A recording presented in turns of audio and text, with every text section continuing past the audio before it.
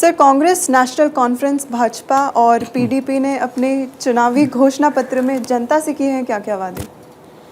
वादे अलग अलग किए, लेकिन सबसे जो इम्प्रेसिव इसका जो है चार्टर कहना चाहिए, घोषणा पत्र, संकल्प पत्र कहिए, ये बीजेपी ने बनाया है।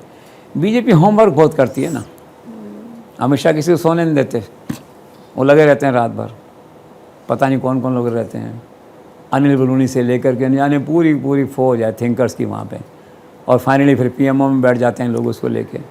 तो मास्टरमाइंड घोषणा पत्र उन्होंने बनाया इस बार, 25 बातें रखी।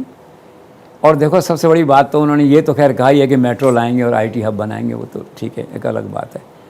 सबसे बड़ा फोकस रखा उन्होंने यूथ, फार्मर और वुमेन पे। और यूथ के लिए कहा भी 10,000 रुपये की स्कॉलरशिप आपको हम 2 साल तक देंगे हर महीने, और 3,000 रुपये का एक ट्रैवलिंग अलाउंस, मतलब स्कॉलरशिप वो भी एक तरह से हो गई, लो गई, इसको लो जो कहा।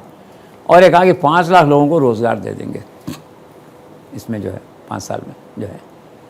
विमेन के लिए कहा कि 18,000 रुपये अभी तक लोग देते थे, 6,000, 8,000, कांग्रेस ने 3,000 के लिए कहा है। जैसे 18,000 रुपये कौन नहीं आएगा आपके पास, एक तरह से इतना आकर्षक ऑफर उन्होंने दिया उसको जो है।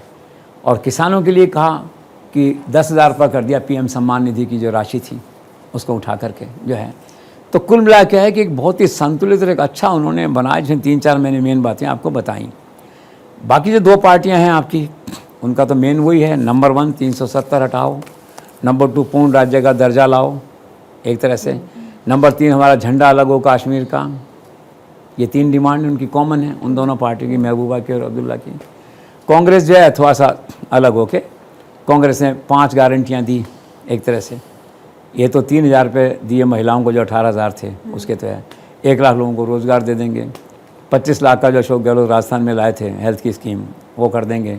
ऐसे 1-2 और हैं, कोई ज़्यादा ऐसी 50% जो है बिजली में रेट कम कर देंगे, इस तरह की उन्होंने किया जो है। तो ये अच्छे लुभावने और ये हैं, लेकिन जो वहाँ का चुनाव है ना, वो संकल्प पत्र पे नहीं लड़ा जा रहा। फ्री व्हिप कहो या घोषणाएँ कहो, इनका कोई रेलेवेंस नहीं रहा कश्मीर के अंदर। दूसरे मुद्दे हैं, उन्होंने ओवरटेक कर लिया है चुनाव घोषणा पत्र को। अब मुद्दे हैं सेंटिमेंटल, 370 का हो गया आपका मान लो, या दूसरा हो गया घाटी का मुद्दा हो गया, ये पूर्ण राज्य का दर्जे का मुद्दा हो गया। तो ये क्या है कि औपचारिकता के नाते हमने किए हैं, इन द सेंस सभी पॉलिटिकल पार्टी ने औपचारिकता के नाते इसको इशू किया है। जब सरकार बन जाएगी तब लोग देखेंगे उसको खरीद के बाज़ार से कि यार क्या क्या घोषणा, चलो फ़ायदा उठाते हैं सरकार से। आज फोकस नहीं है उनका। लेकिन जो आपने सवाल पूछा उसका ये है कि इस तरह के मोटे तौर पे ये घोषणाएं बनी हैं।